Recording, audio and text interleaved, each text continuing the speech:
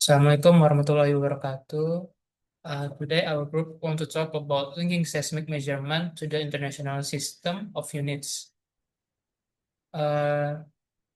First, we need to know why we need traceability for seismometer. First, many seismometer like SI traceable calibration. Second, calibration depends mainly on internal procedures and manufacturer provided response functions. Third, manufacturers rarely explain how these functions are obtained. And last, this leads to uncertainty and lack of standardization in seismic measurement. Now we will talk about benefits of operating seismic network with traceable calibration. The first is calibration in seismic station can be replaced without causing problems in data analysis. Second, any changes in a sensor's transfer function can be corrected in the data. And the last, ensuring that calibration are internationally comparable and not dependent on a gold standard. To understand why high-level calibration matters, we first need a formal definition of traceability. According to International Faculty of Meteorology, traceability is the property of measurement results that allow it to be related to a reference through a documented and broken chain of calibration. Visualized as a chain, its link represents calibration step from the process instrument on the ground through a working and a national standard and all the way up to the SI units. Crucially, every single link in this chain contributes its own layer of measurement uncertainty. Without this documented chains, a measurement is just a number. With it, it becomes a globally recognized data point. A primary example of the system in action is the International Monitoring System managed by CTBTO. Because the data from this station is used for 3D verification, the CTBTO mandates a strict calibration standard, plus minus 5% for amplitude and plus minus 5 degree for phase response. Furthermore, to ensure the unbroken chains, which is discussed remains valid over time, every single station in this network must be recalibrated yearly. While the CTBTO standards are rigorous, other networks like the Global Seismograph of Network or GSN have even tighter requirements, aiming for 1% in amplitude and 1 degree in phase. Meeting this goal is difficult due to a historical lack of SI traceable calibration in fields like seismic and underwater acoustics. To bridge this gap, the Infra-AUV project, part of the European Fire program, was established. By bringing together experts in geoscience and meteorology, this project works to ensure that our deepest underwater and underground sensors are just as accurately calibrated as any laboratory instrument. Continuing our look at the traceability system, we must first define the calibration pyramid. This hierarchy is designed to ensure that accuracy flows from international standard down up to every individual on-site instrument. At the apex, we have the SI units, the absolute gold standard. Just below are the primary reference. As we move down the branch to the final user, the number of instruments grow significantly. It is important to note that as we descend, the related uncertainty increases slightly at each step, but the link to the top remains unbroken. This is what we mean by an unbroken chain of comparison. So who guards the top of this pyramid? That role falls of Natural Meteorology Institutes or NMIs.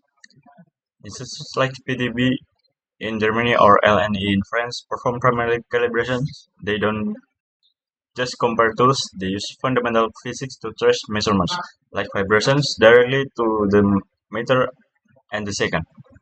To ensure this system works globally, this institute performs inter-laboratory comparisons. This ensures that the primary reference Europe matches the primary reference in Asia, keeping the entire global traceability chain synchronized. Finally, we face a practical challenge.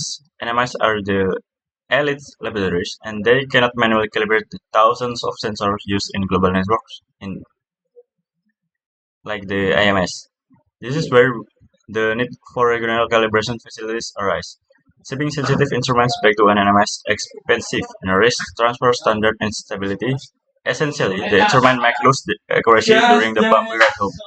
By establishing regional hubs with their own local station reference, we we bring the pyramids to the field. This allows for high-level accuracy without the logistical nightmare of international transport, ensuring the system remains both precise and sustainable. And next, why in-lab calibration doesn't work? First, it's because unpractical, because remote station, long downtime, and different site condition. First, unpractical means that every time inlet calibration performed, the seismometer need to dismantle or unplug from the station and sent to the lab. It is taking a lot of time and resource. And next, remote station means that some station is remotely located in pursuit of data quality. It means harder to reach and need more time and money to send the seismometer to the lab. Long downtime means that when the calibration performed, the station will go down for a while. It is very undesirable, especially for stations that use for Institute of Mine Seismology. And the last, different site condition means that while calibrated in the lab, every single parameter is monitored carefully. This makes the site condition doesn't resemble because we don't have control over the parameter anymore.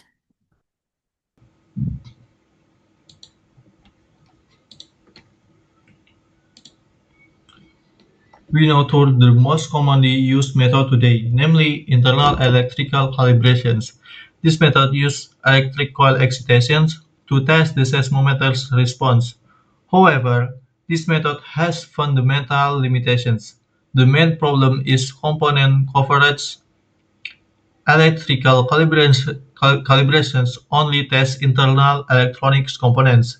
This method ignores crucial external factors such as housing conditions, instrument fit, and coupling with the ground.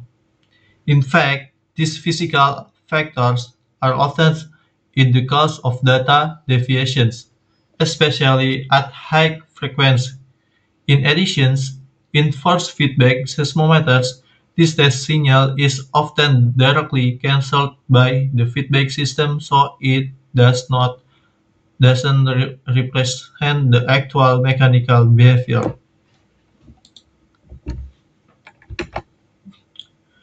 The second limitation is the nature of the measurement.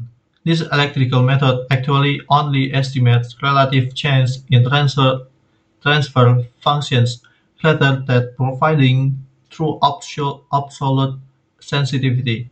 We are often forced to rely on correction factors from the manufacturer.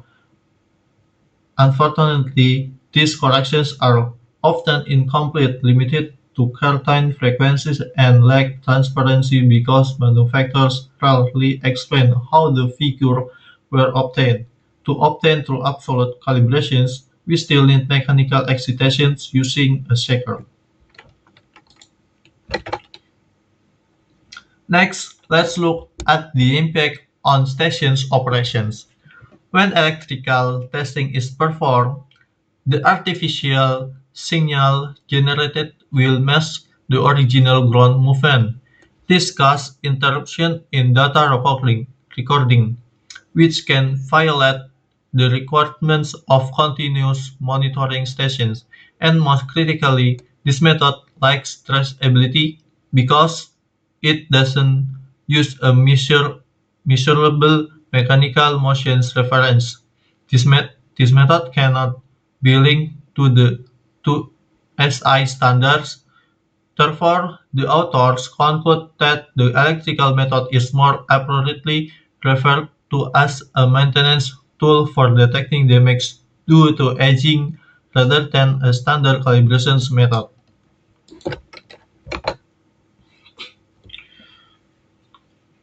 Prior to this study, several other approaches were attempted to address this issue.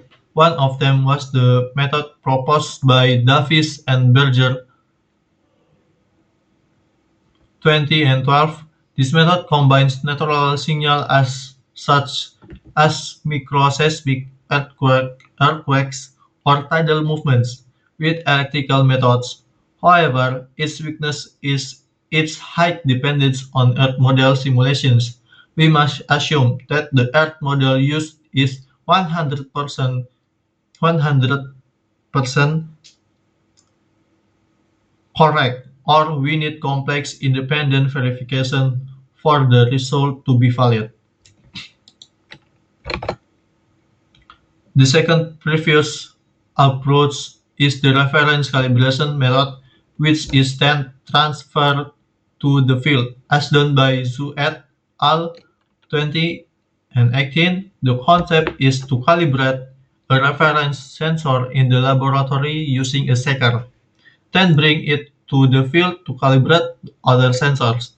Although it sounds like a solution, this method still has gaps in terms of traceability. Technical problems such as issue with laser vibrometers and conversion factors are still obstacles, and calibration in the field can often only be done at certain frequencies, not comprehensively.